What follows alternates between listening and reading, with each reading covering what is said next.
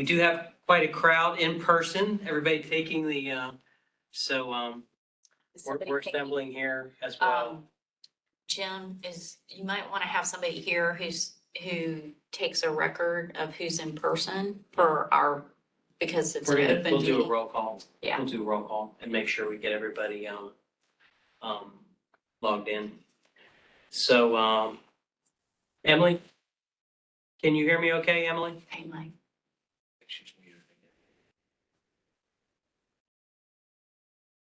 Okay, raise your hand. Okay, great. Emily, for purposes of keeping notes on attendees, can you just make note that we have Mike Coker from Santee Cooper? We have, let's see, Ben Brizale from Cable Association. From the Cable Association now. We've got Anna Berger from the Association of Counties. We've got Matt Hyatt from Palmetto Care Connections. We've got our friend Peggy from South Carolina Department of Commerce, and Mike Hersberger, Nanette, and myself. Are you good to go on that? Okay, perfect. Thank you. And then we will make note of our online attendees too, just to make sure that we're capturing everybody. And let's see, the online attendees, I see Sarah Pincelli from Department of Admin, Amy Marshall. I'm just going to focus Bernie Mazik. I'm going to request unmute for Bernie. Thank you for joining, Bernie. Cedric from ORS staff, Emily Keys, LD Martin, Melanie Barton. It's good. And then let's see, Net Director Woods. Okay, so I think we've got all of our attendees down. And we are recording, just to make that a note for everybody. And I guess what we'll do is we'll dive in, being respectful of everybody's time. I know we have a lot of things to cover. But we'll just, first of all, open it up. Thanks everybody for coming. And I hope everybody felt comfortable either attending in person or coming. And hopefully we'll have a road show and we'll go out and see everybody in person. I look forward to that in our next meetings. But thank you all for attending. We're gonna walk through from an agenda perspective. We've kind of done our roll call, and we'll definitely take a look at the attendees and make sure we get our roll call correct. We want to, I guess our first order of business is to review and approve a couple of sets of minutes. I'm not sure if anybody got a chance to review those at all. Anybody take a look at those in advance? Nope. I know. But has anybody reviewed the minutes and comfortable making a motion to accept those? I move acceptance. This is Bernie. Okay, Bernie, thank you for that motion to move. Does anybody else second that? I second it. Can it be me? Yeah, sure. Right, and then Ben Brizale is also seconding. So Yeah, we've no. got 2 seconds. we got 2 seconds, so. And I reviewed them. Okay. Happy to be the second. Good, okay. And all of our meetings are recorded from this point forward, so we've got, the printed version of the minutes. We're trying to practice full transparency and make it, open for everybody. And for anybody, any members of the public, thank you for joining us. I think you need to say, does either all vote aye or? Oh, sure. Yeah, so that you can say they're approved. Yeah, let's just, and get everybody off mute. Does everybody vote aye? Aye. Any nays? That's right. Any nays? And then pause And then for a second and see if there's We'll any. pause for a second and certainly capture that in the, if it's more convenient to put in the chat window, I think you can do that too. If there's any issues with the minutes or corrections that need to be made, we're happy to take those in and Right. get those edits for the online history. But, all right, so let's dig in, and I think let's start with welcoming some new faces. So, Ben, it's great to see you. Old friend, new face to the Broadband Advisory Council, Mr. Ben Brizale. So our longtime friend, Ray Sharp, is retiring at the end of the year. So we want to send our well wishes to Ray for sure, and welcome, Ben. Thank you. Looking forward to working with you guys. Great job on the press conference. We were telling Peggy We're gonna talk about that in a minute. Yeah. Thanks for that. But we welcome Ben to the table. He has a wealth of industry knowledge. He's, of course, a longtime employee of Charter and, Yep. you know, knows everything, knows everyone, and he'll be really helpful as we navigate, over the next couple of years. So thank you for joining us. Thanks for the opportunity to be on this council. Yeah, and Matt is representing Kathy Schwarting from Palmetto Care. You're always welcome. Anytime you want to be a proxy, we're happy to have your, especially in person. Yeah, Thanks yeah. for coming.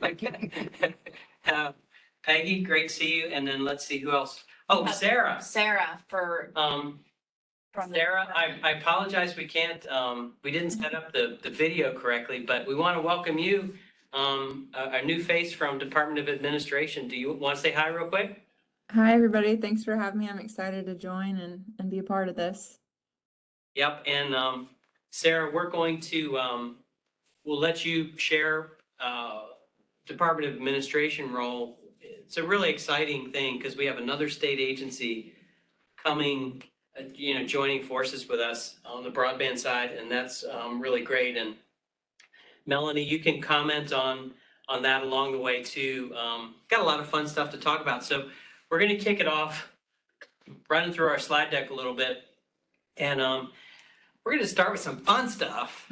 So, y'all, we had a really big announcement last week, and I apologize that we couldn't give everybody an advance briefing on this. This was, we were sworn to secrecy from the governor's office. Some of these things happen, and the governor had, this was the governor's show, so we're dancing to his drummer a little bit, but I'm going to ask Annette just to comment a little. Well, it was very exciting and I'm very proud of the broadband office. The office was really formed July 1 of 2021. So here we are, October 11th.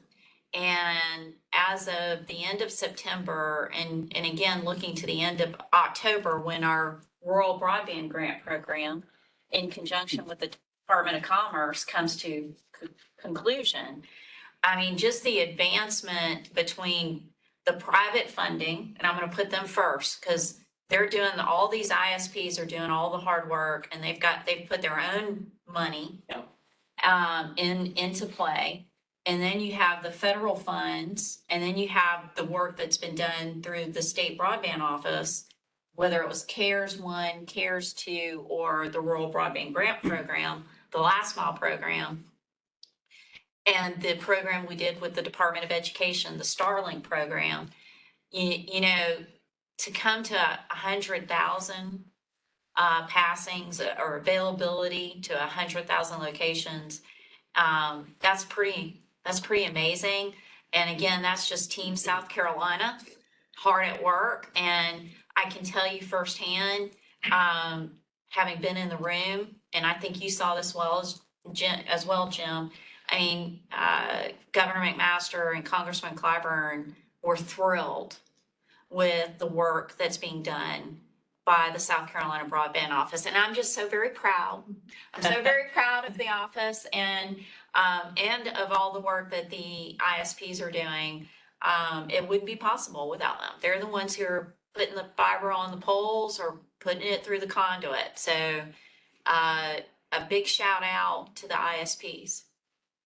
And we've, tons of press coverage on this. I mean, it's been really extraordinary. And really, I want to, let me get the next slide up here. There we go. I really want to comment on the broadband office team.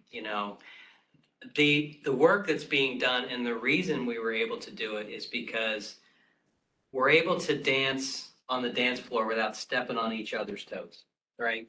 The coordination at the mapping level of having, nobody's stepping on each other's feet. That's the reason we're able to move forward. And the map really tells an amazing story. Let me get rid of the little participant window we're staring at, but we were able, these are all estimates, right? We don't have solid numbers yet. We're not sharing how many homes are left precisely. We haven't worked all of that, but the internet service providers report to the broadband office their December 31 and their June 30 data. And The December data lands in our office around March. The June data lands in our office in September, early September.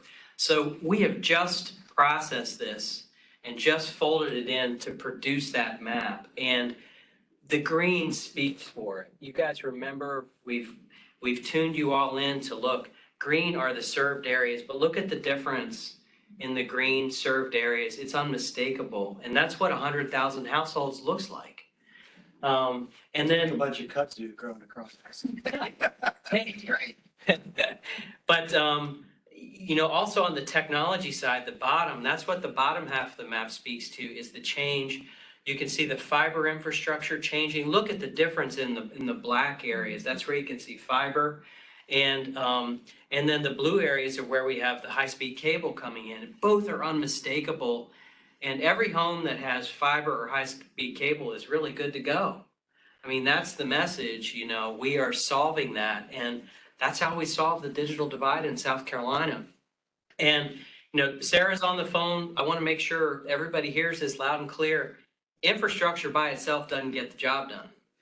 We have a whole set of digital equity and skills and all of that stuff that has to come into the fold, but we got to get the infrastructure done first so we can go to that next level. So we'll talk more about that in a little bit, but this map is extraordinary, and we'll be updating it and fine tuning it. And but is there any questions on the map? Do you understand how it's put together? Jim, when is I know it says preliminary, Mhm.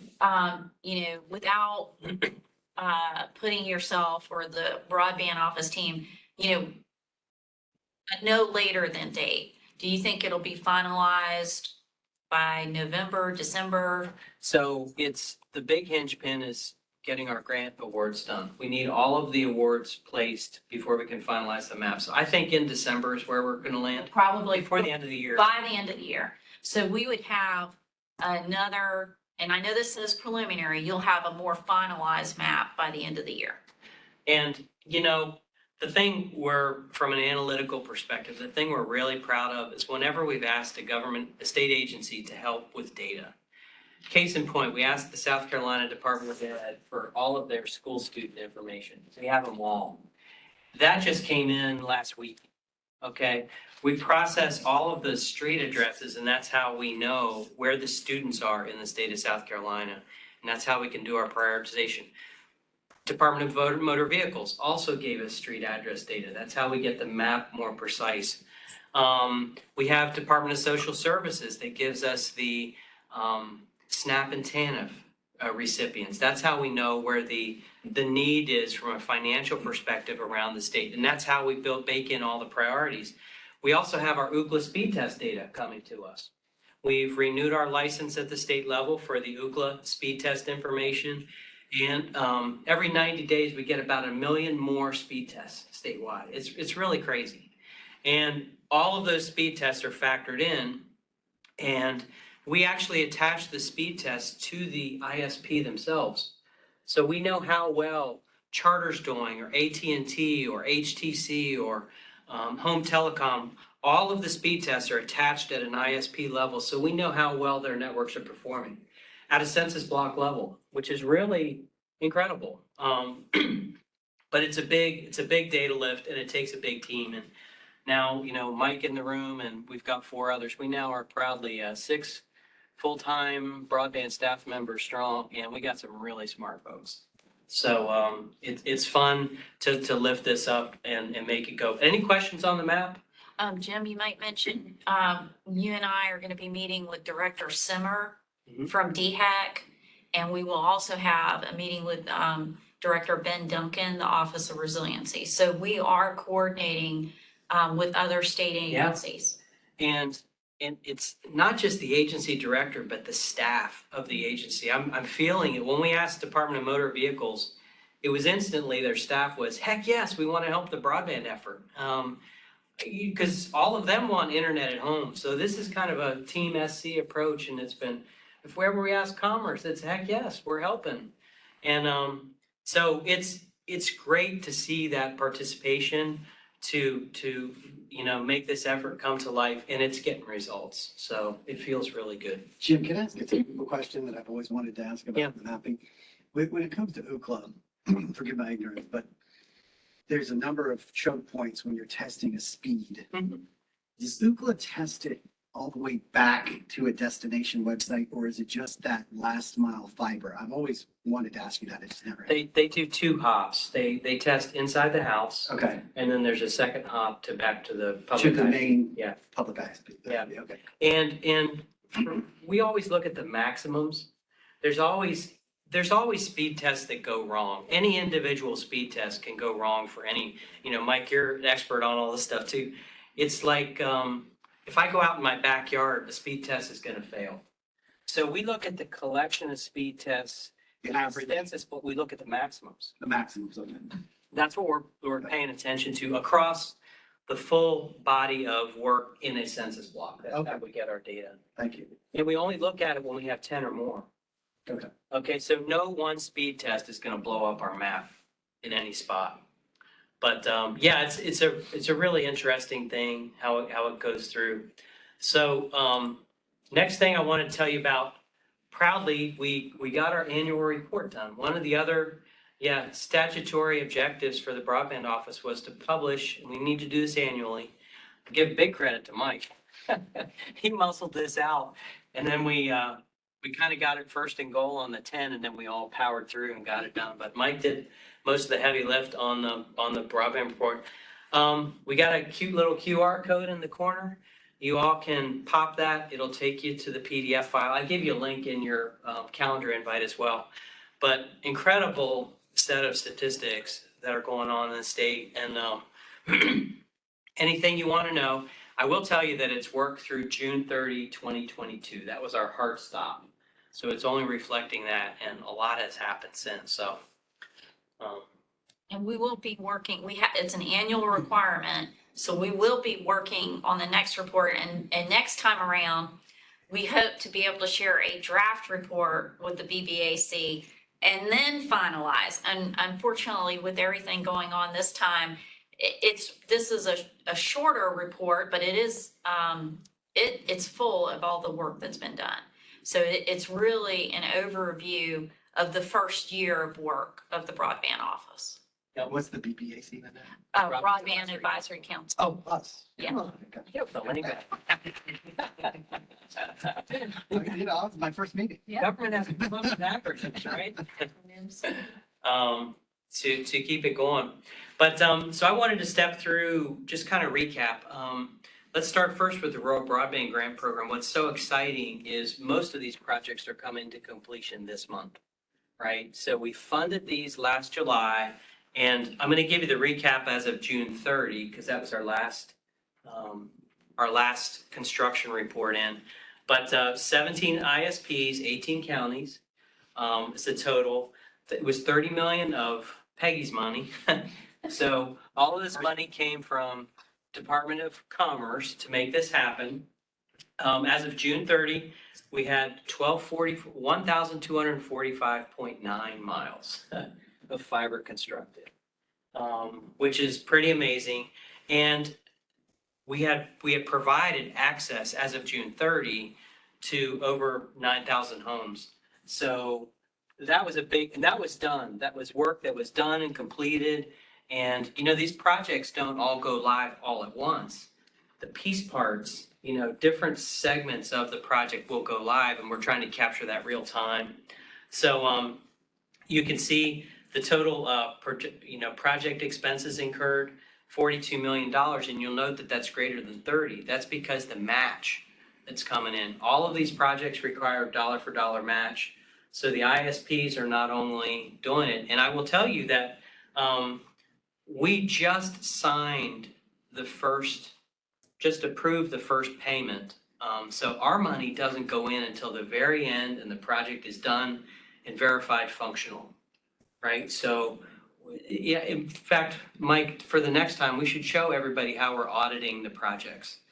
We'll put that on our list to kind of show off, because we're actually capturing geotagged photos. We have a self-service, believe it or not, a self-service inspection methodology. Mike and James invented all of that, but we don't want to send state employees all over. It's total waste of money. And we're never on site at the right time. You know, weather gets in the way, one thing or the other.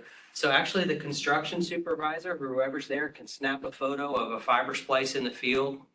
They can upload it, and we have the Latin long embedded in the picture, and we have a timestamp. So we know that the work was done, and it saves us a heck of a lot of driving around. But the full body of that collection of stuff at the end, including Ookla speed tests, we know it works. And we can see exactly where those are. So we're peppering the project areas with photos when it's done. And we're saving the state a bunch of money by doing it efficiently. So that's exciting. And again, what's really exciting for us is this is all wrapping up in October. Most of it. There's a couple of projects that are going to stretch beyond the goal. But the lion's share of it is getting done on October 31st, which is exciting. All right. So we're going to walk through. I know we're going to hit you with a lot of stuff. I want to start first on how we are approaching calendar year 2022 from an investment perspective. Some of this is a review, but we're focused first on state fiscal recovery funds. And we'll come back and talk about capital projects fund. But at a high level, our approach to investing is the same, is we map the state and then we invest. We map and then we invest. It's, you know, it's not the big bang theory. We're not going to make a big investment of all of our money at once. We think we will waste money along the way. We're better off, and Ben, you know this, every 6 months we get fresh mapping coming in. And the thing that the mapping captures is organic growth. So, you know, we can only invest so much money, but the ISPs are building on their own all the time. So if we were to put out all of our money now, we would lose the effect of the organic growth, just the natural progression. So this strategy is serving us well, you know, breaking it up. Plus, you know, candidly, we would die as a broadband office. It's a heavy load to get all these grants awarded and do it well. So this is what calendar year 2022 looks like, as far as we can see it. We did a little experimental project. We call it the Last Mile Pilot. And this was, you know, when you see those big green areas on the state, the I Need Internet survey has proven that there are homes that are forgotten. You know, there are little neighborhoods that are forgotten. They might be on the wrong side of a stream or a creek. They might be a neighborhood that was recently built. And because of the way the FCC captures their data, where one home turns a block green, it's very easy for there to be missing homes. So we tried a pilot project. It was only about $1 million of money in total, which does not go very far in the broadband world. But we were investing in street address specifics. Okay, so the ISPs had to apply at the street address level and tell us which addresses they're going to serve. So those projects, many of them are done now, Mike, am I correct? Yeah, folks are beginning to ask about, okay, well, what do we need? How do we get paid? To do close out? Yeah. So it's been interesting. So I Need Internet survey, we spun up a grant program. Everybody that applied had to pick off at least one of the I Need Internet survey respondents. And that's how we were able to directly hear the voice of the consumer and put some money towards it. And, you know, it's not perfect, and candidly, it's extremely hard to award grants at the street address level. The priority grant program, I'm going to let Mike talk about that in a minute. That's the work that's underway right now. That's crushing us, to be candid. We'll talk more about that in a second. I'm going to make a mention of the accelerated project grant program that we're also going to try to get, at least going in 2022. Here's Last Mile. Accelerated projects. The American Rescue Plan Act went into effect on March 13th of 2021, March 15th, 2021, excuse me. And, but the General Assembly did not allocate any money to the broadband office until over a year later. Meanwhile, a lot of our ISPs were working their tails off, building all over the state, They weren't waiting around for the money. They were just building a lot of stuff.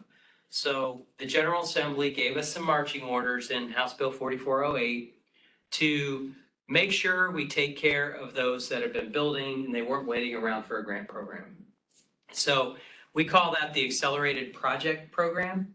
And we've allocated 25 million, up to 25 million for that.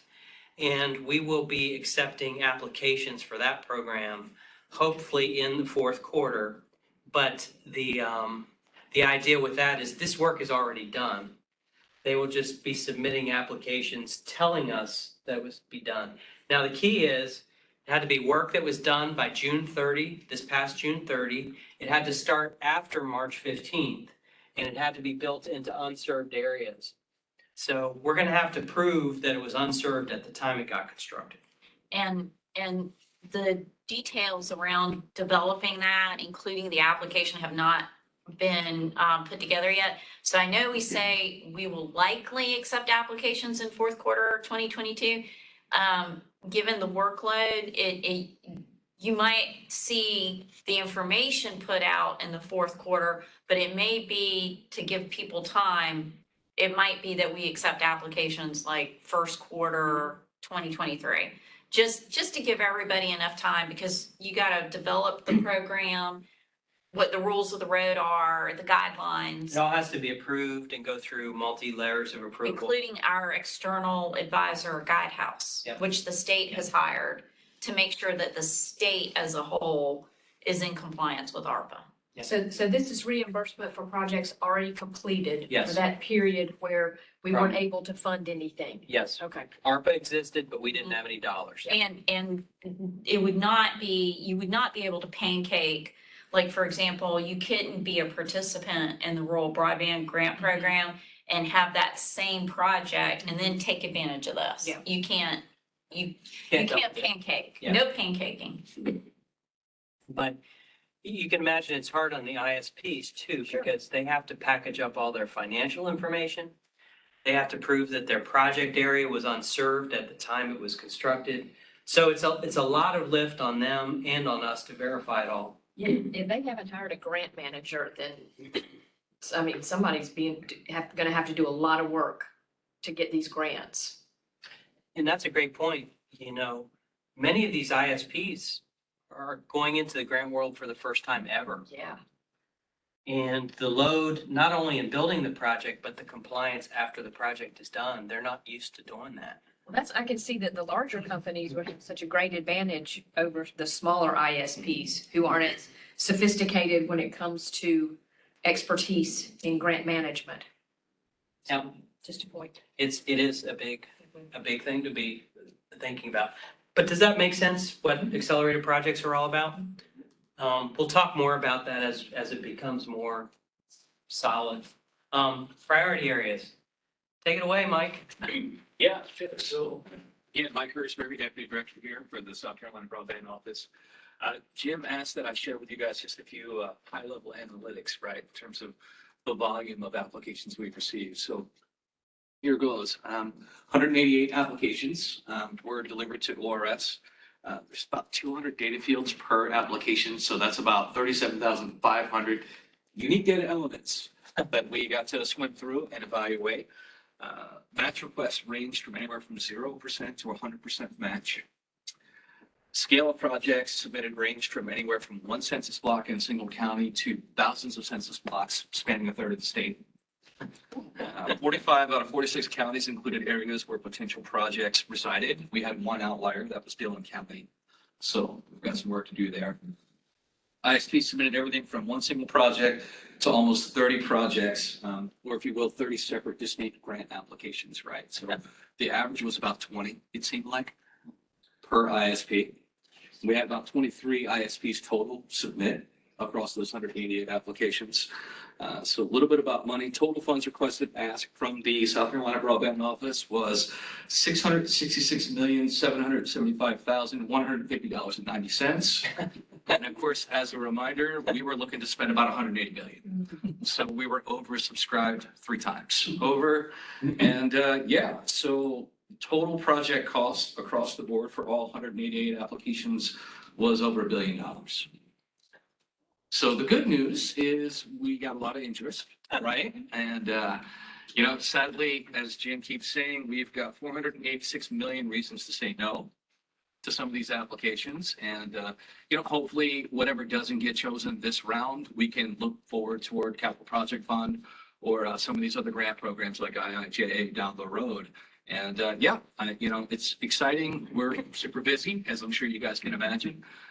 From a timeline perspective, we are on track, knock on wood. We just wrapped up the comment period, so all ISPs had an opportunity to comment on all other ISPs applications, and that is all posted on the ORS website. If you haven't had a chance, take a look at the ARPA SLFRF webpage. There is a ton of content out there, right? There's even an interactive map that links to the application itself, so you can actually see where these all the projects are. Yeah. So we are very much in it, as I'm sure you can imagine, and we are slowly but surely going through the evaluation and selection process right now. So we are in a blackout period, meaning, Can't talk about it. we're not, talking to anybody about applications. We may reach out, if there was something missing or with. Additional detail. Yeah, something specific, but we're actually beyond, I think we're beyond that at this point in some cases. But the reason I say that is, we're, you know, picking up the phone and saying, hey, I want you to select so-and-so over so-and-so. We're in a quiet period. That's very similar to what the FCC and the USDA do when they're doing their federal grant programs. We are officially in the quiet period. Looks like Madeline raised her hand. Sure. Oh, hey, Madeline. Let me see if I can get you, They're good, yeah. And I have my hand raised as well, Okay, I think. Madeline, go ahead. I think you should be able to talk now. Can you hear me? Yes. That's really exciting news. Can you share anything about the quality of the community engagement portions of the grant applications? Because I'm wondering if the call we did was of any help at all. Did you repeat the question? So Madeline, thanks for your question. The question was about the community engagement piece of the application. Are we seeing a lot of that? Madeline, we cannot comment on any one application, as I'm sure you can understand, but I think collectively, we saw a lot of. And all the applications are posted, so Madeline could actually go see that component of the application. Yes. Well, Did you catch that, Madeline? Yeah. No, I just want to know, were you pleased with the degree of community engagement and activities? You know, that call we did, we tried to strengthen the relationships between the applicants and the community or nonprofits and organizations. Were you pleased with what they submitted or not? I think just generally, we are pleased that there was participation in that process. And, you know, I think Madeline, after we come out of the quiet period, we can be more specific about the applications and what's in them. And I think we ought to do it again. This is just Nanette. Yeah. I think before we launch our next grant, I think we ought to reprise it and bring it back up, because I think it's a good reminder before that next set of application and next set of grants. Madeline, while we got you, you know, we're a little bit off the agenda, but I forgot to put it out there, but why don't you comment on the session we did just for everybody and just kind of the feedback you got from Together SC? Was it worthwhile for your members and stuff? You know, I don't know. I had one or two follow-up calls. I had a call from an email from the Comcast person asking for a list of nonprofits. I don't think I was able to give it to her the way she wanted to it, but I gave her something. But that's why I'm wondering whether it resulted in improved applications or not. I know there's so much more to be done. I know that we've just got so few groups that are really able to have started focusing on the adoption process, but there's much more that can be done on adoption. We just need to time it to when it's needed and when the ISP providers are ready to work with them. Yeah, Madeline, to your point, with rural broadband grant program, that is something we are actually going back and evaluating all of the grant agreements. We're about to publish some guidance for all of the ISPs that made those commitments, right? Talked about providing free Wi-Fi, that sort of thing. We are asking them to follow up. Tell us what you did. You put it in the grant agreement. We'd like to know about it. So to your point, it's well taken, Madeline, and we're catching it right now with rural broadband, and I imagine that will continue to move forward accordingly with ARPA as well. Yeah. And Bernie may have some feedback on it as well. Yeah, Well, Bernie, yeah, well, please.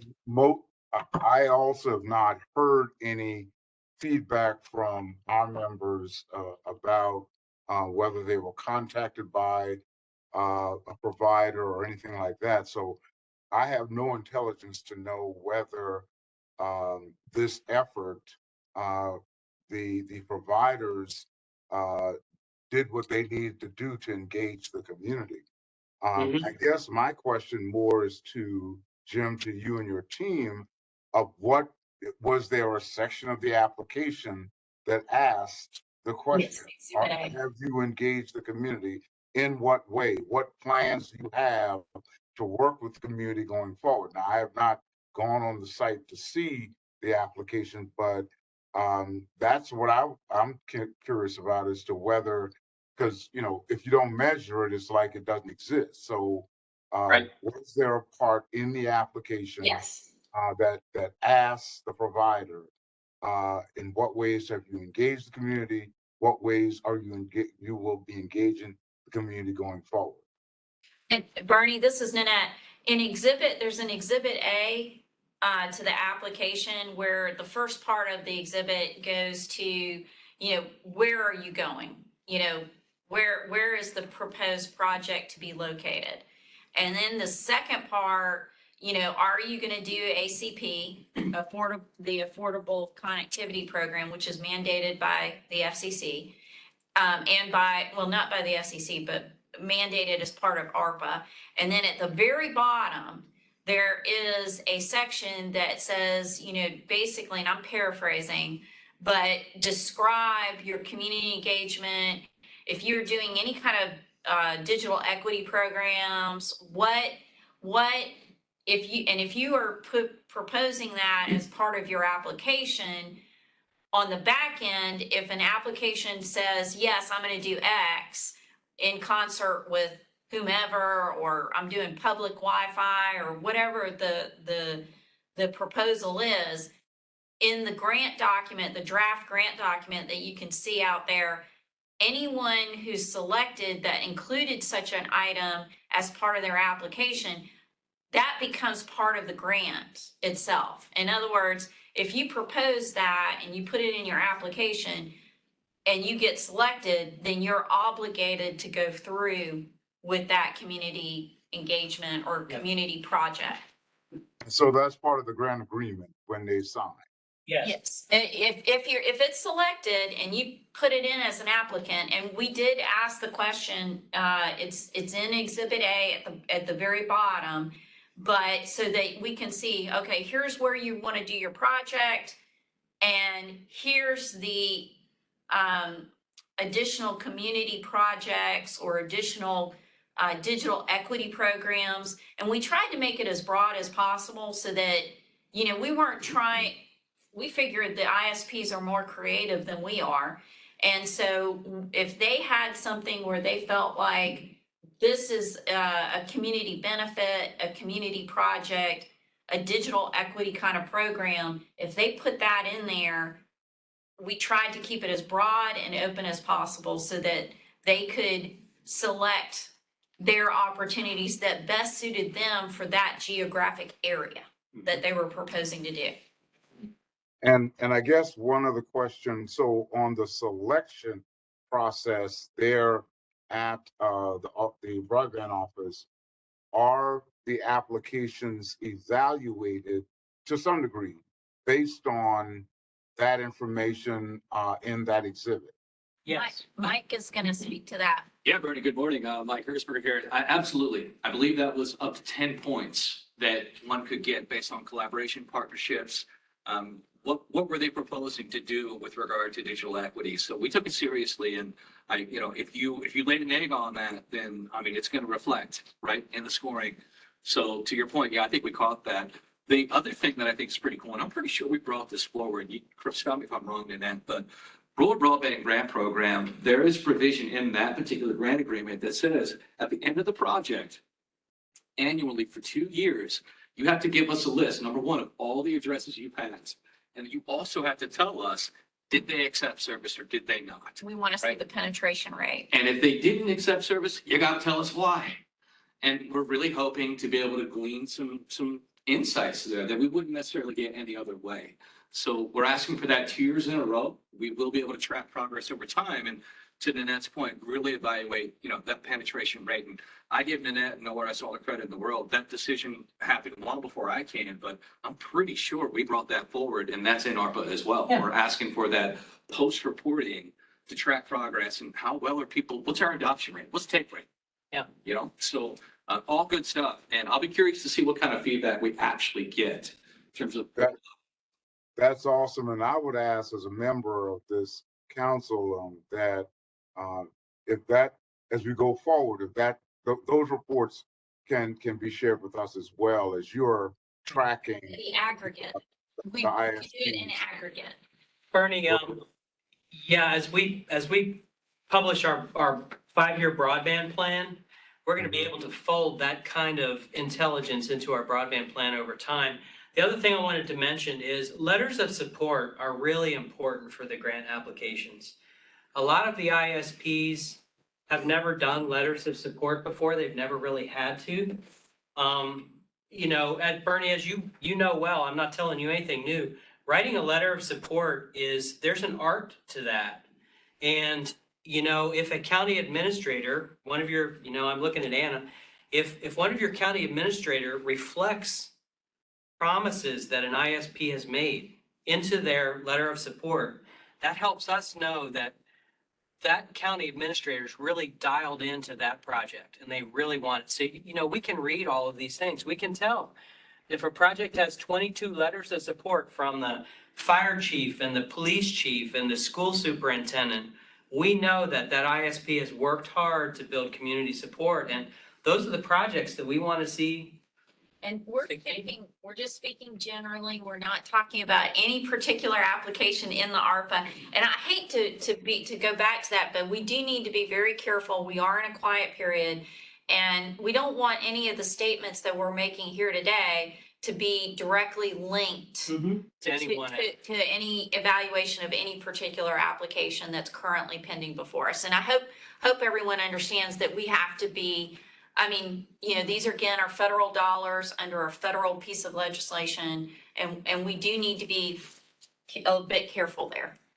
Well, and definitely from my standpoint, everything I hear at this table is confidential. So I won't be sharing that, but I want to applaud these elements to the application because frankly, I was a little concerned. How will we now connect the dots? But I'm hearing that you're putting in place means of which the community can be engaged and it can let us know how far the ISPs are going to engage the community so that the services, the pipes are going where they need to go. Yep. And wait till you hear what Sarah has to say. We're gonna talk about taking this to the next gear in a couple minutes. Just again, we'll move through this pretty quickly, but just to remind everybody, the grant program we're in right now is a priority area grant program. So the General Assembly told us that 3 conditions make a priority area. So it can be a lot of K-12 students, 20 or more K-12 students, a difficult development area. These are precise geographies that are defined by housing and urban development. And the third thing is places where there's no ISP, as we look around the state. So we have a lot of analytics to help us navigate that. We're going to award up to $180 million in this grant. The applicants have their ability to define their own match. This is the eligibility map that we published back in May. We got this live. And simplifying it for everybody, the dark red areas are the priority census blocks around the state. You can see that they're dappled in around the state. It's not one county, it's everywhere that's unserved. You can see the priority areas popping out, and the pink areas are also eligible for investment, but the challenge to each ISP is they had to hit at least one of the reds. Every project has to have at least one red block in it. That way we're making, and these areas are all hard to reach. Every one of these reds is hard. There's no easy ones. There are no cherries here, right? We're working to condense the state and pull it all down. The yellow areas, by the way, are areas that are already funded, so we didn't need to go there. So those projects are going to be unwinding. Here's our dates again. We collected all the applications August 31st. We're middle of November. We're going to try to get funding agreements sent out. It takes a while to get all the I's dotted and T's crossed and bring all that stuff in-house. Finding all the documents. I've got this slide. You all should, if you haven't already, sign up for broadband grant notifications. You will get an email notification the day that we have anything new change. And that's where you find it on the ORS website, broadband. And then state investment programs. This is your pathway for finding all of the grant documents, all the postings online. You can find everything you want right there for all of our legal stuff. Switching gears to the Capital Projects Fund. This is not clear. The General Assembly allocated $400 million to the broadband office. We know that we're getting $185.8 million we know exactly how many dollars. The governor's already signed that grant agreement. It's not competitive. However, the money does not come to us until our grant plan is approved. So we had to submit a plan to Treasury in the middle of September, one of the many things we've had going on. That is in, that got filed on time.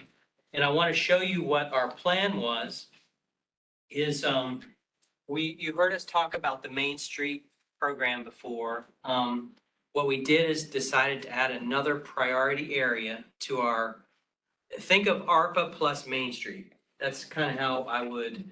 So our ARPA our K-12 students, our difficult development areas, our no ISP. And in addition to that, we're going to have another priority area for Main Streets.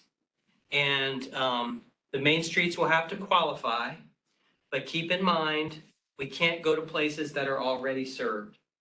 So we'll look for all of you to make recommendations. I'm happy to, as you all look around, Madeline, Bernie, everybody is on the call. As you guys look around the state and say, wow, this little Main Street could really use some help with digital infrastructure, shoot me the list of towns. Don't worry about doing the analytics. We'll do that work. But you guys kind of know the little towns and the cute little main streets around the state that could really benefit from that. And we'd love your input from the BBAC. Capital Projects Fund is very different, or it has some different technical requirements. ARPA is 100/20 builds. Capital CPF requires 100 symmetric. It's a much bigger lift for the ISPs to build to that level, and it's more expensive. So, but it also provides, we think by folding in some Main Street areas, it gives us some opportunities for dig ones. Let's fix the water and sewer at the same time that we do broadband, and maybe we can even repave the road at the same time with our friends from DOT. So it's that kind of thinking that we think will benefit the state. So this is another $185 million. We won't have that money until, best case, fourth quarter, late this year. Might be next year. Might be next year. Treasury's way behind. They've got a lot of moving parts at Treasury. But again, we have to pull the money down and we have to have it in the bank before we can open up a grant program. And they have to approve it all. And Jim, that'll be a totally different grant program with different rules Yeah. specific to.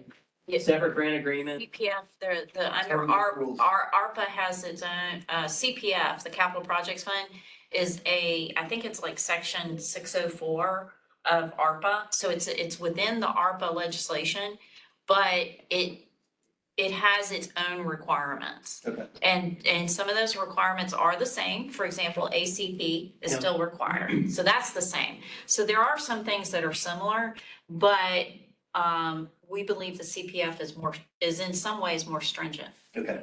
And why would they do that? I think because under ARPA, it's a fair question. So when Congress passed ARPA, it's called the American Rescue Plan, right? And it's coming off the heels of the CARES, the coronavirus. So ARPA, when they were doing the capital projects fund nationally, Congress was really pushing for the capital projects fund to be used for broadband. You could use it for other things, but the uses were very limited. So pretty much when you look at ARPA and CPF, you almost naturally take CPF down the road of broadband. It had to. It was It- very restricted to. It was go down the very project. restricted. So once you did that, then our state General Assembly looked at that and said, well, there you go. You pretty much have to use that. It's a formula grant. It's 185 million. So they backed into the 214 to make up the total of 400 because you had a wider set of uses Mhm. under ARPA. I mean, as Congressman Clyburn pointed out, our state could have decided just use CPF and don't have any other funds allocated for broadband. But because those other dollars under ARPA are more flexible. And just to follow up, remind me again, Annette, is it 200 million that you, 180 million that, was under SCS, SLF, SRS, LC? It's 214.4. And then there's 185.8 here to total 400. That's right. There's not another 200 million out there for Correct. ARPA for broadband. Not today, no. Okay, so no. the second half of the 400 million is really gonna be this CPF. CPF. Yes. Yes. Okay. Yeah. And that'll be a totally new grant program with its own timelines and its own. Separate grant documents. Its own, okay. Yeah. Yep. And one of the reasons we definitely do CPF separately is because it does have some different requirements and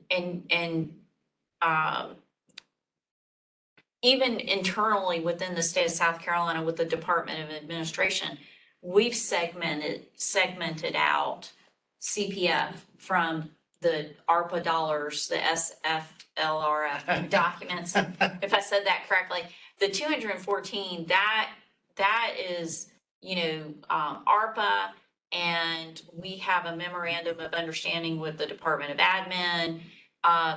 CPF, because it's its own set of requirements, even within the state of South Carolina, we're handling it separately Okay. because it has, and one of the things that we're still gonna be working on is, with ARPA, and we're looking at potentially having a webinar on, Buy America, Build America.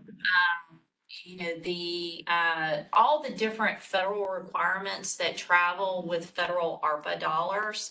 We're looking at potentially having a webinar. The employment scenarios where you have to, the fair labor. Yeah, and what's the other one? The Davis-Bacon. Davis-Bacon. Now, so we're looking at whether or not we can have someone do a webinar as part before we do the notices to proceed, so that if you're one of these entities and your application's been granted, but you may not have had to deal with federal grants before, we want to provide an education tool so that, You don't miss a requirement. Yeah. well, and so that, On the front end. so in the front end, and so that, if someone was to say, well, wait a minute, that's beyond my capability, or I don't want to do that, they still have the ability, without penalty, to back away. Because if you look at it, every iteration gets a little tougher. And so that's why we feel like CPF in particular, we need to have that as a whole separate process, because we're still learning what all the requirements are around CPF. And remember, as Jim just said, we don't know exactly what is going to be approved by US Treasury. US Treasury may come back to us and say, Yeah. well, we like your plan for CPF, but we want to see X, Y, and Z. And so until we actually have an approved capital projects fund plan, we can't really turn around and tell anybody what are the rules of the road, because we don't know the rules of the road yet. Right, yeah, makes sense. There'll be a negotiation. Okay, along the way. thank you. So can I ask a question? So I've heard you ask for recommendations for possible Main Street areas. What's the time window you're looking at to start zeroing in on these priority areas? We need to finish all of our mapping round and get all of our data collected, Bernie. We won't start evaluating the communities themselves, doing the analytics necessary until, best case, end of the year. Okay.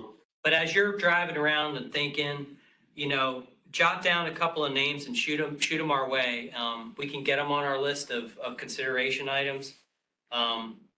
You can rest assured that we're going to run the analysis on every municipal area, every defined municipal area in the state. We're going to do that anyway, but that's not enough. We want, your expert eyes on the ground to give us ideas of where would be good Main Street areas. But they have plenty of time. Plenty of time. You have plenty of time. Yeah, because we don't know what broadband or fiber looks like in a downtown. That's right. Yeah. But I'll do that work. We'll do that Yeah, work. yeah, okay. But you know what boards and windows looks like, you know what's missing in small towns, and just register those with us. Yeah. So, yeah, great. So everybody good so far? All right, so we've just given you a look candidly at calendar year 2022, the rest of this year, and 2023. The capital, this 400 million is going to consume us for the minimum of the next 2 years. So now let's leap ahead and let's talk about 2024.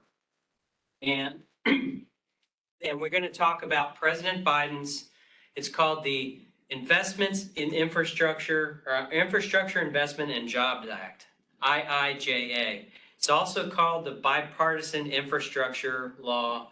You'll hear it referred to as a lot of things, but IIJA is kind of the going thing. So let's be selfish and just talk broadband.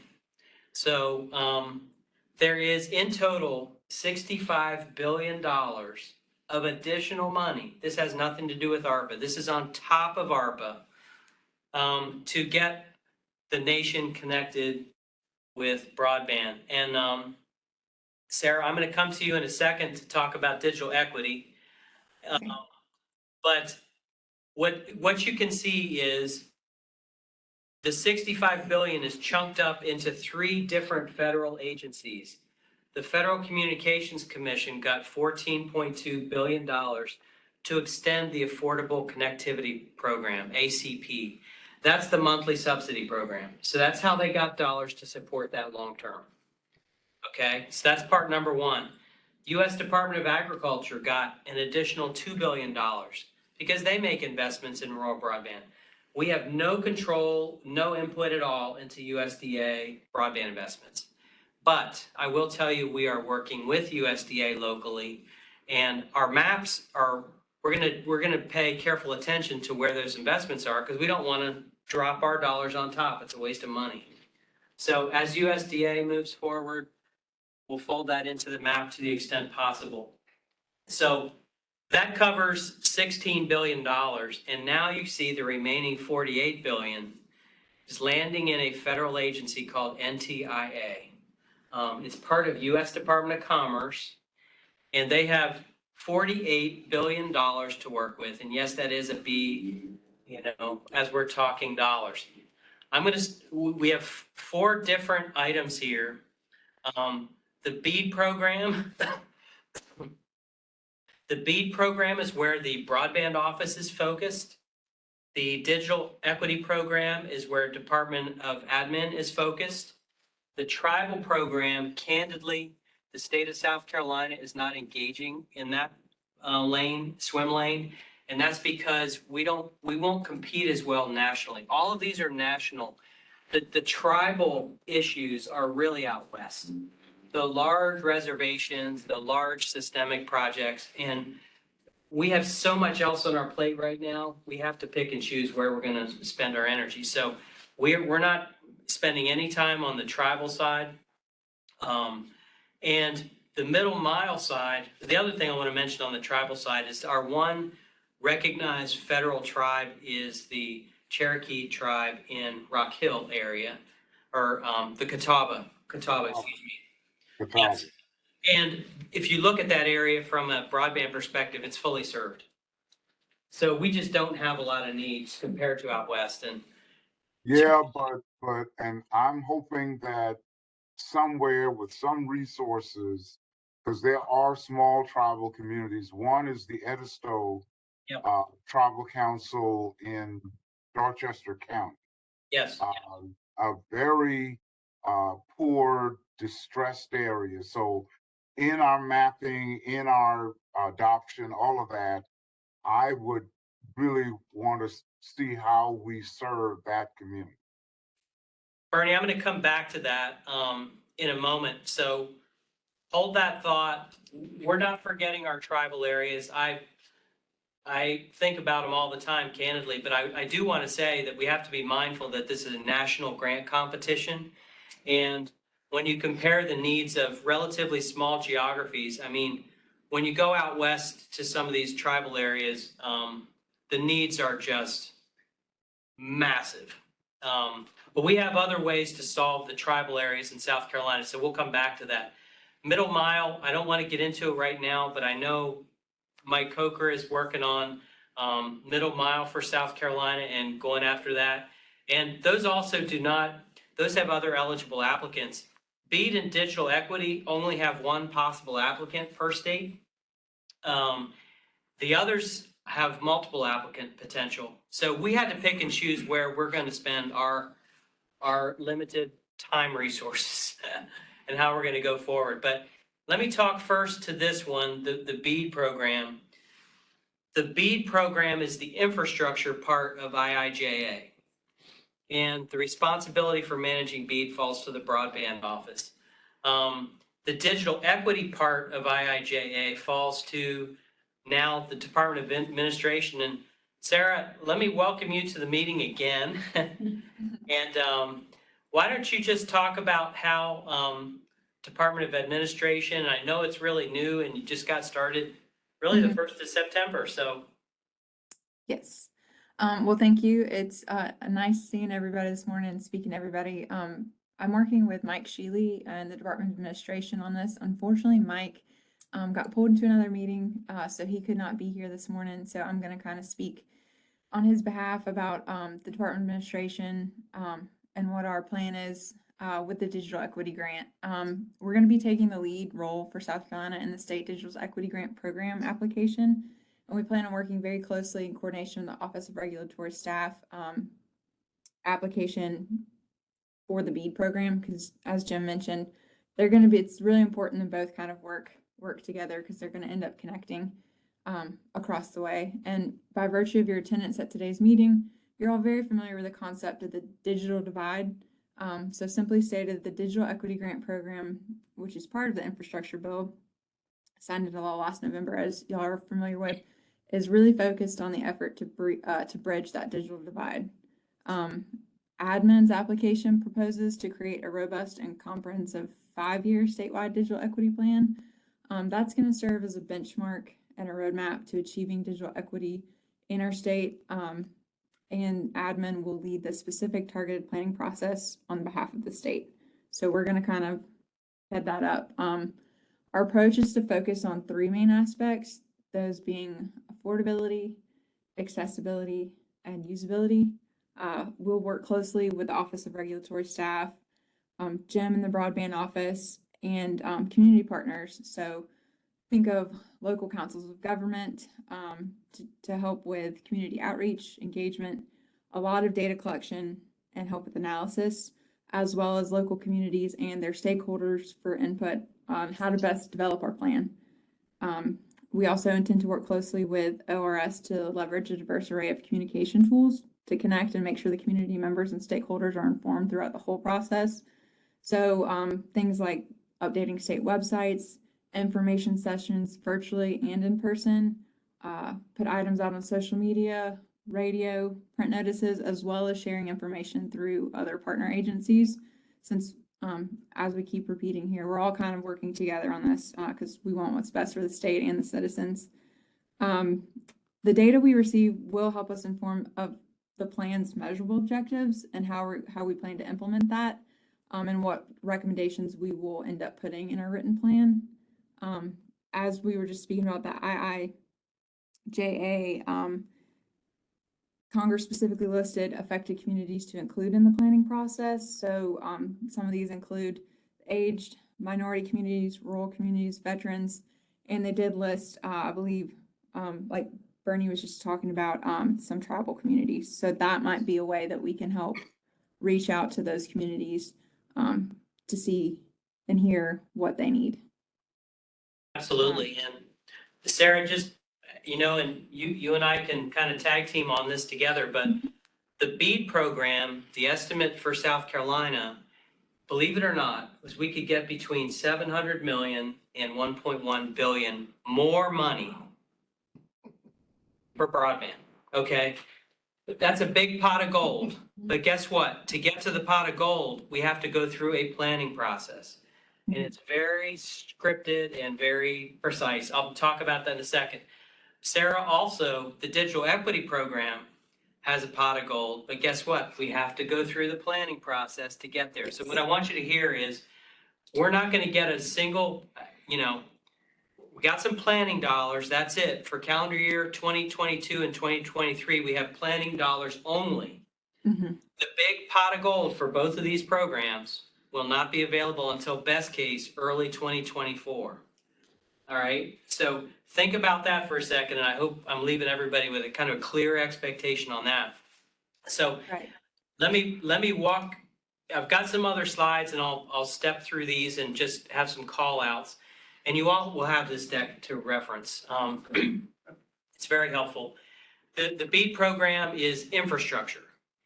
We had to apply for a planning grant.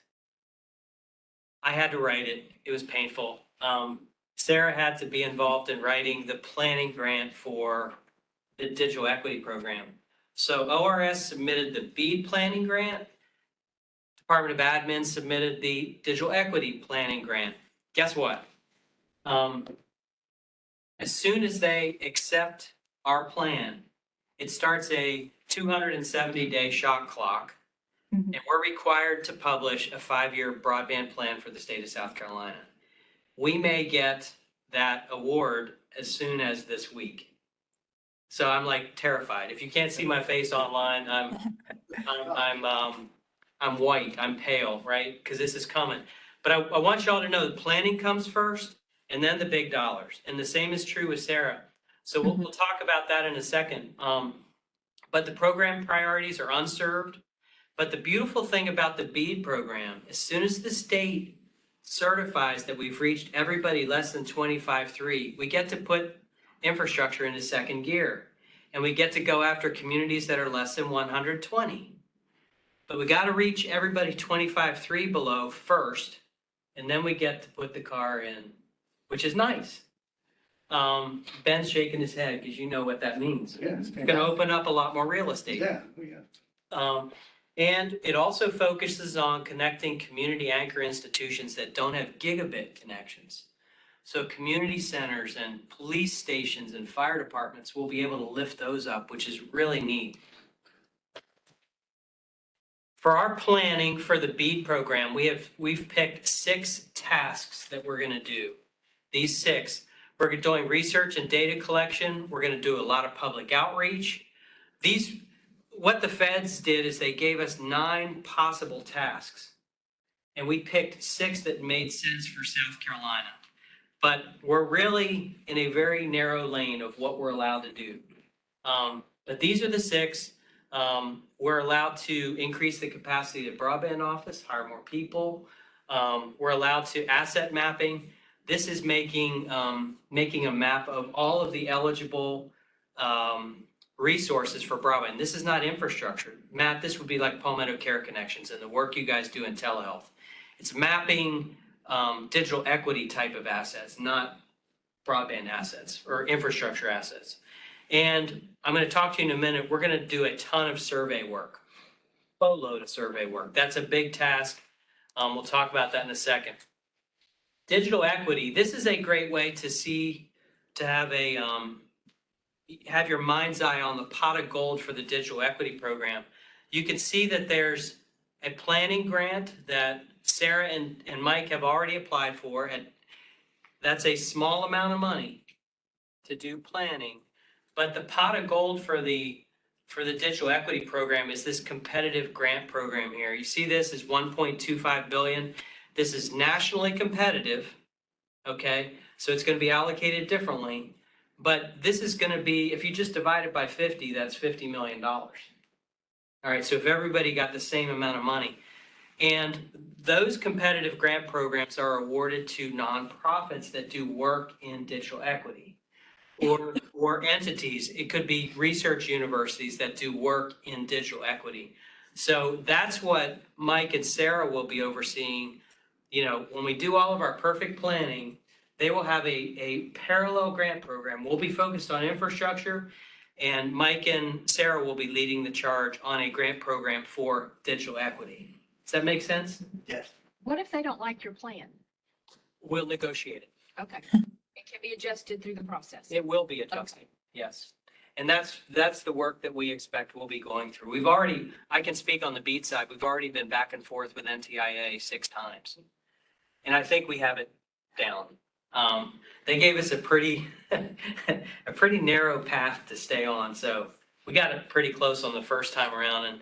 And but you can see the program priorities: veterans, individuals below 150% of poverty, aging, incarcerated, disabilities, language barriers, ethnic minority groups. Bernie, this is where tribes would fill in, and individuals that are in rural areas. And do we know the kinds of, I'm not talking about the planning side, I'm talking about the implementation side. Do you know what kind of activities can be funded through that? Like, well, the actual eligible activities that can be funded to these program priority areas.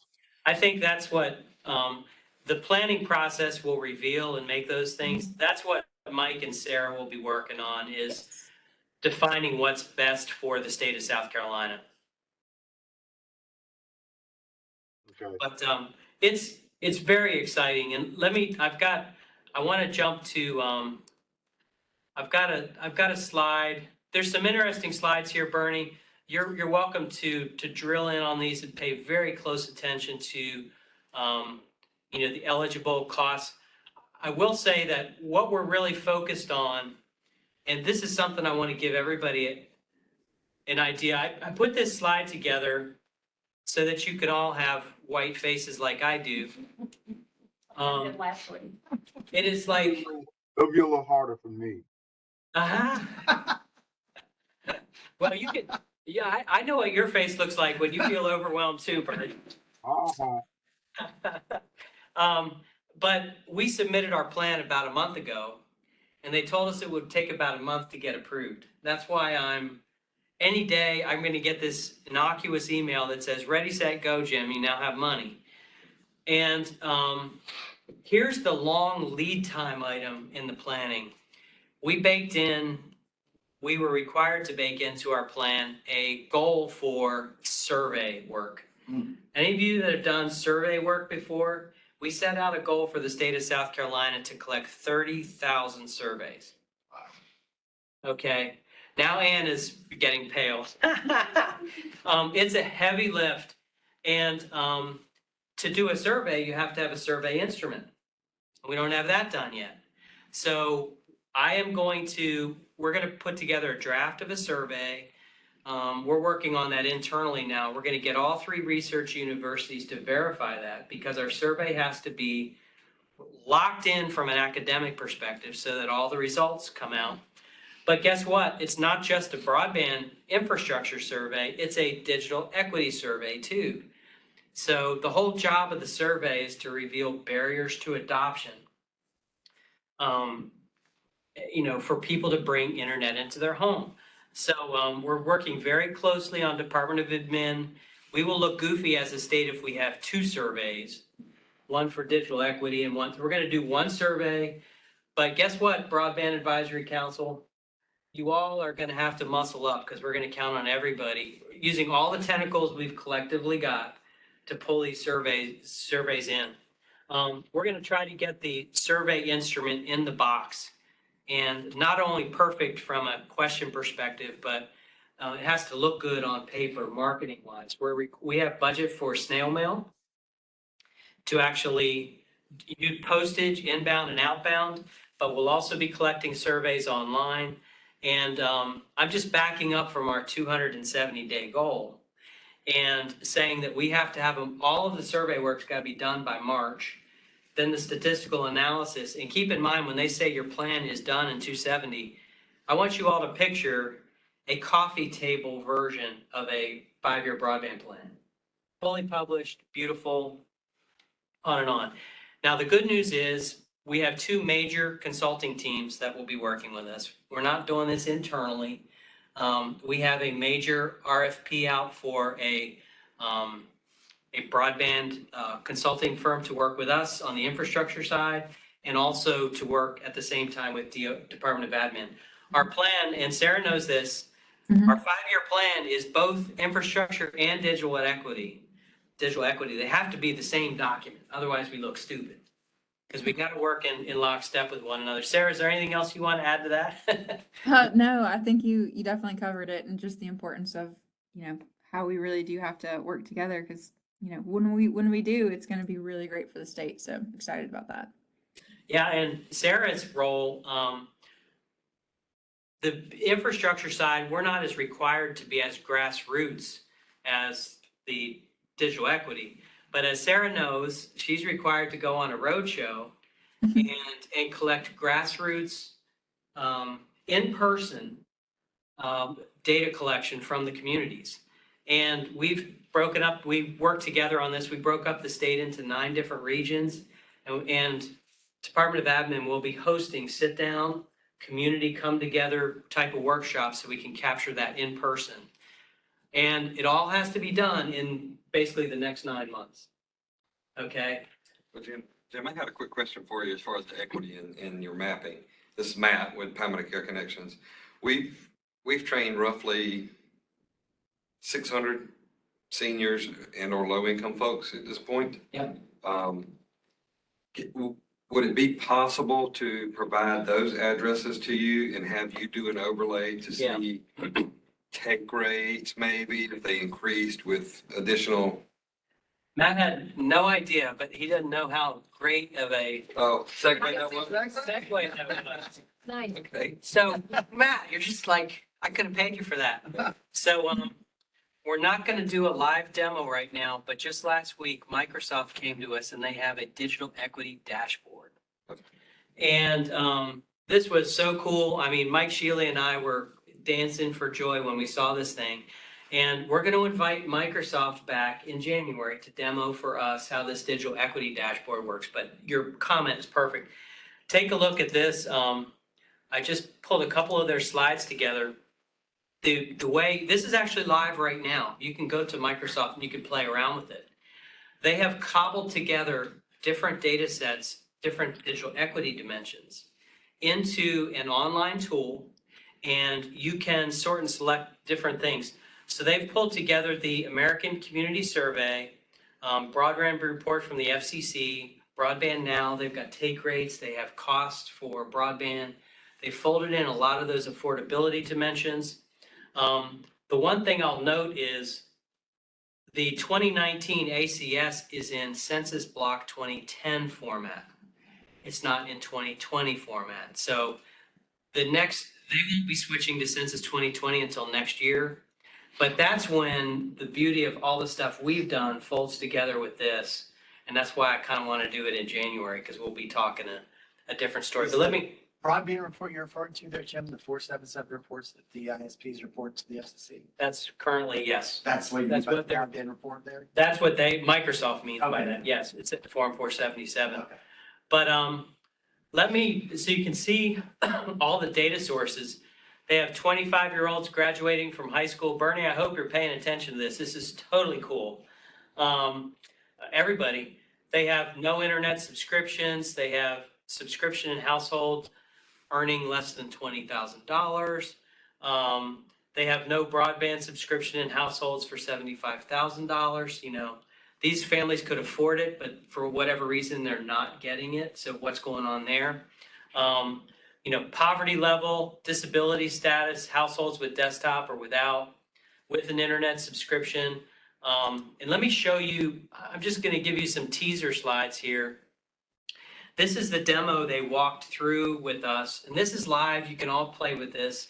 But you kind of go up to this navigation window and you begin making your selections. You can select up to 5 different inputs. You can select the county that you want to drill into. You can list census tracts and all these dots. When did the American Community Survey take place? Is that census? Is that a census? Yeah. survey? Okay. It's the 5-year rolling Okay. window that Sorry. Census Okay. data, Census Bureau does all the time. But you can see what's really cool, the raw data in the bottom. I mean, as a admitted data nerd, I was going crazy because you guys behind the scenes on the infrastructure side, we have a total set of analytics like this, and we can marry up all of these dimensions. So we could just look at telehealth by itself, Matt. We could say, I have a theory that telehealth is a hook by which we can get residents to adopt, and that's a great hook. Also, K-12 is a hook where we can get a resident to adopt. And we're going to be able to go crazy on this, and we're going to be folding this kind of resource into our broadband plan as we go forward. So we're really excited about it. And we just wanted to give you all a teaser, as we wrap up this digital equity dashboard.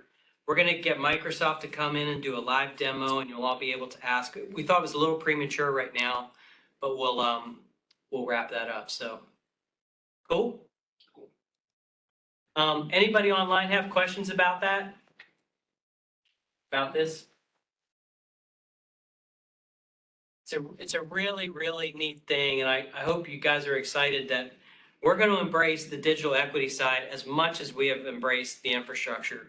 It's going to be really fun, and I'm excited. Honestly, we have so much going on the infrastructure side. Yes, Madeline, go ahead. Let me make sure. Let me unlock you. Madeline, go ahead. I feel like I'm riding in the back of the car with the childproof windows. I can't open and close them. I couldn't mute and unmute myself. So great work, Jim. Really good. I love the digital equity. That's a big change for it to be going through Department of Admin. Sarah, we stand ready to help you in terms of connecting with nonprofits. Because, if there's one thing I took away from listening to the ISP providers on that last call is that all this could be for moot if they don't get the economic viability of sufficient number of subscribers to keep those lanes or lines or whatever you call open. So the adoption is, we can't stop till we have that. So we're ready to work on that. Thank Absolutely. Great. Sarah, let me reach out to you. Is there anything I missed from Department of Admin's perspective? I mean, I can speak on our side. We're totally excited to have you guys engaged on this mission. No, I think you did a great job of covering everything. Sorry if I was a little rushed. It was my first time speaking to a group about it. So, if y'all have any more questions, please let me know. And if I can't for some reason answer them right now, I'll make sure that I can get information out to everybody. But Jim, thank you so much for touching on everything. I think you did cover everything. And Department of Admin is going to be a permanent member of the Broadband Advisory Council going forward. So they're folded in. We're all on the same team. Jim, when you and Sarah do the plan, money won't be available for BEAD until 2024. What will be the years of the 5-year plan? Will it be 2024 to 2029? Will it be? That's good. I mean, well, the whole idea with the plan is to get everybody connected, right? So when we Yeah. publish, we'll be looking at really July 1, I think safe to say July 1, 2023, Okay, 5 years out. okay. That's the window we'll cover. Okay. Thank you. And it's exciting Yeah. to proclaim to the world how we're going to connect everybody from an access perspective, and then how we're going to help them adopt and then use it. Yeah. And all the skills and everything else that needs to come along for the ride. So this is an exciting mission, and I'll invite anybody else have comments. I mean, we're right up at our time, so I feel like we covered the stuff. I just will mention our next meeting is set up for, I think I had it on our, January 10th. yes, I'll go back to our main slide. I had it. Yeah, it's Tuesday, January 10th, 2023. You know, I don't know if anybody has any other business. Didn't sound like we had anything else going on. Jim, can I ask a question? This is Melanie Barton. I'm interested in knowing if any of the internet service providers are having any labor issues or supply chain issues. That's something that I'm hearing from other states. Ohio in particular, they're having a real labor shortage, so they're looking at doing some short-term training projects. So I was just curious if you're hearing that. Yeah, there are certainly some issues. You know, it's affected a couple of the rural broadband grant projects. I will say that South Carolina has benefited because I know some of our major projects have recruited resources from other states to help us out. The storm in Florida actually impacted a lot of things. Telephone pole availability is a big issue in rural areas, and a lot of those poles are going to rebuild Florida right now. So it's definitely a supply chain issue. We're paying very careful attention to that. But yes, and we're also, as we look to fund things going forward, we're going to try to keep those projects in a conservative box, because the last thing we want to do is, be 19, 20 months into a project and learn that it's not going to get done. I mean, that just really makes, the public mad at us. But Yeah. Ellie, did I answer your question? Yes, you did. Thank you. Yes. Anybody else? So we got our next meeting on deck. We'll try to stick for this timing. I'm going to thank my co-chair, Anna, for keeping us on track. I think our January meeting is going to be really cool. I mean, we're going to be moving on all cylinders in the digital equity. We should be well into our planning work. And this is an exciting time for South Carolina. And I thank you all for your muscle. We're going to need it in the next 9 months. Thank you, Jim, and your team for all you guys are doing. It's phenomenal. What a great work done, Jim. Sure. That's good. Thanks, you. everybody. Thank you, Jim. Thank You're you. doing awesome. Send us these slides, Jim. Yes, Thanks so much. absolutely. Those are great slides. Thanks. And we'll have access to the slides, right, Jim? Yes, sir. We're posting, just for everybody's knowledge, we're posting them on the ORS website for general public consumption along with the full recording. So I'll teach you all how to get there. We'll give you the link and you can all download as you need to. Awesome. Thanks, Bernie. Thanks, Thank you. everybody. Thank you. Bye-bye. Bye-bye.